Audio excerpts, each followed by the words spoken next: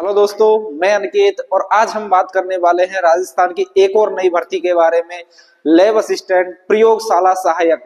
इस भर्ती के बारे में पिछले 4-5 महीने से चलता आ रहा है कि इस महीने वैकेंसी आएगी, इस महीने नोटिफिकेशन आ जाएगा, इस महीने आ जाएगा, पर आखिरकार वो दिन आ ही गया। आज का दिन ये बहुत ही बड़ा है हमारे लैब असिस्टेंट भर्ती के बारे में, जिसमें हम आज बताने वाले हैं कि कितने पदों पर ये भर्ती आई है और कौन कौन इसमें एलिजिबल है और पद कितने हैं, इसमें फॉर्म की फीस क्या रहने वाली है। सारी चीजों के बारे में आज हम चर्चा करने वाले हैं, आयु वगैरह सारे बारे में बात करने वाले हैं। चलिए स्टार्ट करते हैं हमारी वीडियो को। फर्स्ट बात करते हैं सबसे पहले कि पद कितने हैं। तो पद है हमारे 804। कितने? 804 हमारे लैब असिस्टेंट में पद आए हैं। इसमें सब में अलग अलग है। अपने माध्यमिक शिक्षा विभाग में कितने पद आए हैं? माध्यमिक शिक्षा का विभाग का मतलब है स्कूल डिपार्टमेंट में कितने हैं? 500, जिसमें से 418 है नॉन टीएसपी और 82 है टीएसपी एरिया में। कितने? 418 नॉन टीएसपी और 82 टीएसपी एरिया में। ठीक है। अगला है कृषि विभाग। कृषि विभाग में टोटल आए हैं 32, केवल नॉन टीएसपी एरिया में आए हैं। टीएसपी एरिया में यहां कोई भी पद रिक्त नहीं था। संस्कृत डिपार्टमेंट में देखते हैं 17 पद, जिसमें से 16 तो है नॉन टीएसपी के और एक है हमारा टीएसपी एरिया का। नेक्स्ट हम देखते हैं राज्य विधि विज्ञान प्रयोगशाला। उसमें 31 तो आए हैं। फोटो के अलावा प्रयोगशाला सहायक, फोटो के अलावा और फोटो के युक्त आए हैं हमारे 2 पद और कनिष्ठ प्रयोगशाला सहायक आए हैं 68 और जन स्वास्थ्य अभियांत्रिकी विभाग में आए हैं 82। किसके? कनिष्ठ प्रयोगशाला सहायक। ये भर्ती पहली बार आई है। हमेशा सिर्फ और सिर्फ प्रयोगशाला सहायक की भर्ती आई है। अब की बार ये कनिष्ठ प्रयोगशाला सहायक ये भर्ती नई आई है। अगर मैं कॉलेज डिपार्टमेंट की बात करूं तो यहाँ सिर्फ ज्योग्राफी के पद सृजित हुए। अपने लैब असिस्टेंट में ज्योग्राफी के पद ही सृजित हुए, वो है 136। ये सब साइंस एग्रीकल्चर वाले विद्यार्थी भर सकते हैं। यहां सिर्फ ज्योग्राफी वाला विद्यार्थी ही भर सकता है। तो टोटल हो गए हमारे, इनको टोटल मिला के 804 पद हो गए हैं। चलिए नेक्स्ट अगर मैं बात करूं आपसे, हमारे भाई कौन कौन सी इसमें आवेदन प्रक्रिया में क्या क्या आवश्यकता है। तो आवेदन प्रक्रिया से पहले अगर आपने ओटीआर वन टाइम रजिस्ट्रेशन नहीं किया है तो पहले ये जरूर कर लेना, नहीं तो आवेदन आपसे भरा नहीं जाएगा। ओटीआर जरूर कर लेना। ये एसएसओ से ही भरा जाएगा। फॉर्म कहां से भरा जाएगा? एसएसओ से। और क्या क्या चाहिए आपको? एक तो ओटीआर चाहिए और एसटी ओबीसी इनकी सबकी क्या चाहिए आपको? दिव्यांग है तो कोई के दिव्यांगजन की स्थिति के लिए सर्टिफिकेट चाहिए, एसटी का सर्टिफिकेट चाहिए, ओबीसी का सर्टिफिकेट चाहिए, एससी का सर्टिफिकेट चाहिए। ये आपको फॉर्म भरते समय ये सारी चीजें आपको चाहिए।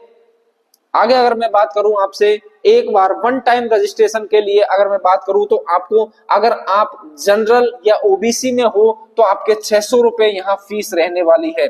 फॉर्म भरते समय आपको 600 रुपए फीस देनी होगी। अगर आप एसटी एससी में हो तो आपको 400 रुपए, अगर आप दिव्यांगजन हो तो भी आपको 400 रुपए यहाँ पर फीस होने वाली है। आपके फॉर्म की जो फीस रहने वाली है वो जनरल के लिए 600, एसटी एससी और दिव्यांगजन के लिए 400 यहाँ पर फीस रहने वाली है। ये आपको वन टाइम रजिस्ट्रेशन के दौरान आपको ये चीज करनी पड़ेगी। आगे अगर मैं बात करूं पद किसमें कितने हैं, तो यहाँ दोस्तों आपको अगर नजर आ रहा होगा तो हर डिस्ट्रिक्ट में अलग अलग पद है।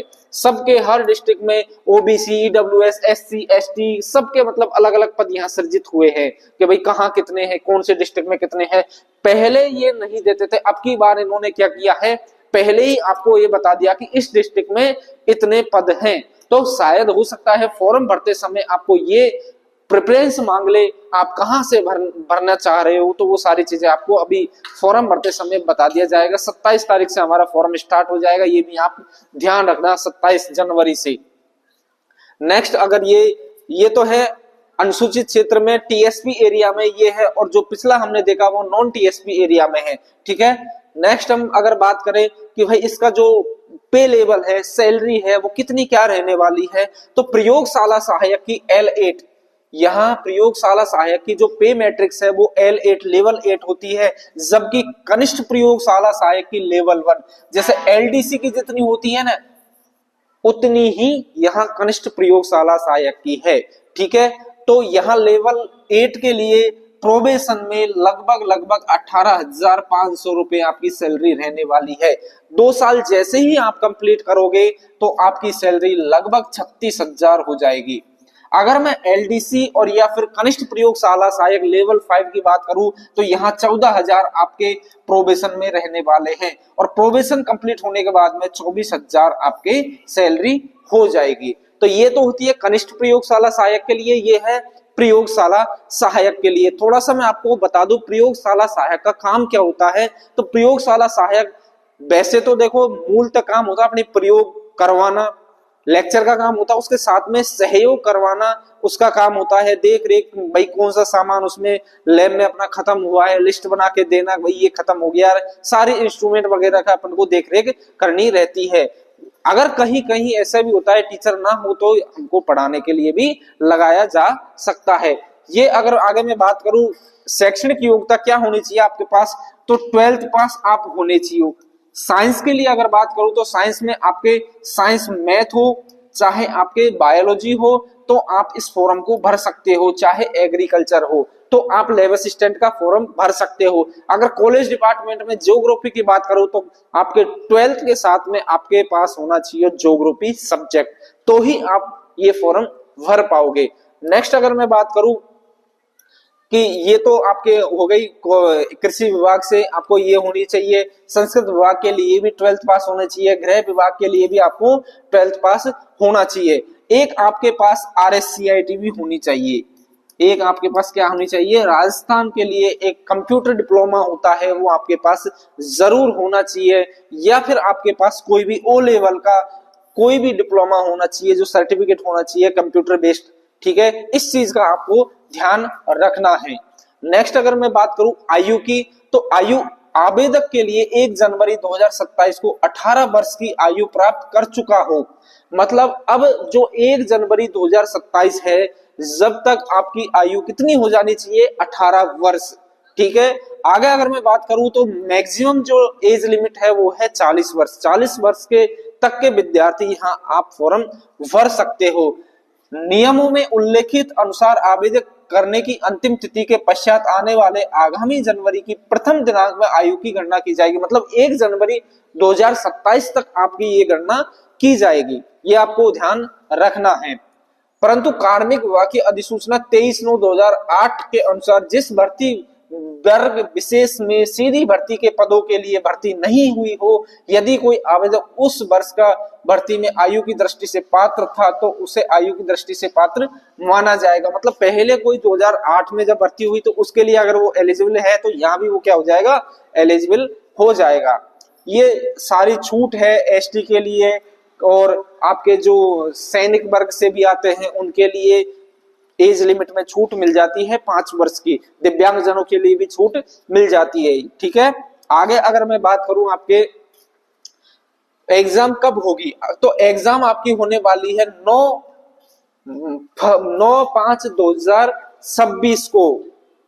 ठीक है, कब होगी, 9/5/2026 को। और अगर ये बात करूं सहायक, ये तो होगी भूगोल की, ज्योग्राफी वालों के लिए कब परीक्षा होगी, ये होगी 9/5/2026 को। और साइंस वालों के लिए जो परीक्षा होने वाली है वो होगी आपकी 10/5/2026 को ये परीक्षा रहने वाली है।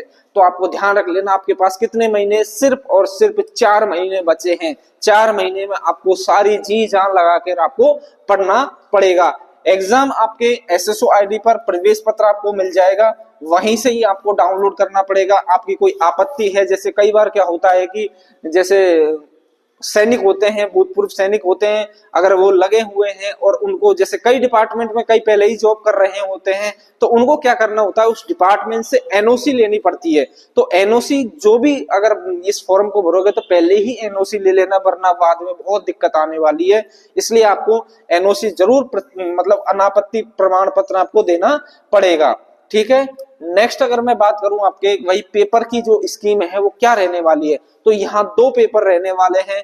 फर्स्ट पेपर में आपका जीके का पेपर रहने वाला है और सेकंड पेपर में आपका सब्जेक्टिव पेपर रहने वाला है और दोनों 200-200 नंबर के रहने वाले हैं और 2-2 घंटे का आपका यह पेपर रहने वाला है। मतलब 2 पेपर यहाँ होंगे आपके और 200-200 नंबर के होंगे और 2 घंटे का पेपर होगा।